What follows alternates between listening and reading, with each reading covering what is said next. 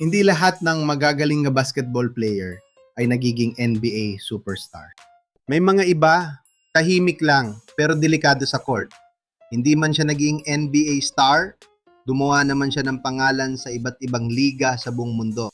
Si Clint Chapman, isang 6'10 player na naging journeyman ng basketball.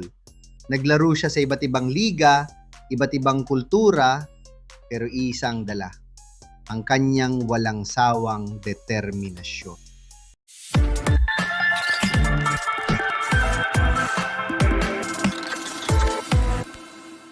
Si Clint Chapman ay pinanganak noong March 6, 1989 sa Medford, Oregon, USA. Nag-aral siya sa Canby High School bago makapasok sa Texas Longhorns, isa sa mga kilalang programa sa NCAA. Sa college, hindi siya agad naging superstar, rebounding at inside scoring.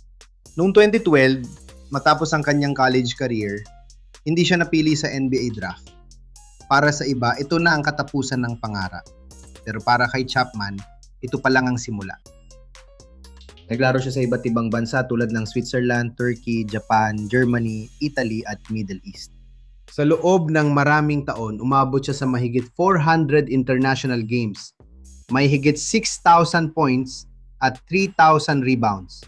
Patunay na isa siyang tunay na world-class professional player.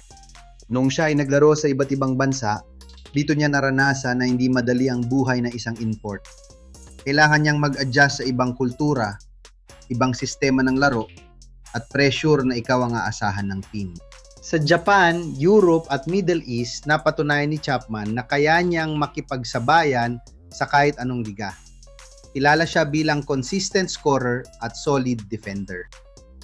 Noong 2026, dumating si Chapman sa Pilipinas bilang import ng Magnolia Chicken Timplados Hot Shots sa PBA Commissioner's Cup, kung saan ay pinalitan niya si Nuni Omot. Para sa kanya, isa na naman itong bagong challenge.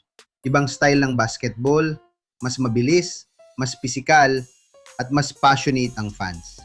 At gaya ng dati, dala niya ang kanyang trademark, ang kanyang sipag, disiplina at consistency sa laro. Sa kanyang debut sa PBA, naging sobrang solid at explosive agad ang kanyang ginawa. Kalaban ang Macau Black Knights, gumawa siya ng 39 points at 15 rebounds. Isa siya sa pinakamalaking dahilan kung bakit nakuha ng Magnolia ang unang panalo nila sa conference. Sa huli, si Clint Chapman ay patunay na may ibang landas patungo sa tagumpay. Hindi man siya naging NBA star, pero naging global warrior siya ng basketball. Isang player na naglakbay sa buong mundo para ipaglaban ang kanyang pangarap. Maraming salamat sa panonood. Kung nagustuhan mo ang video na ito, huwag mong kalimutang i-like, mag-subscribe at pindutin ang notification bell para lagi kang updated sa mga susunod nating content.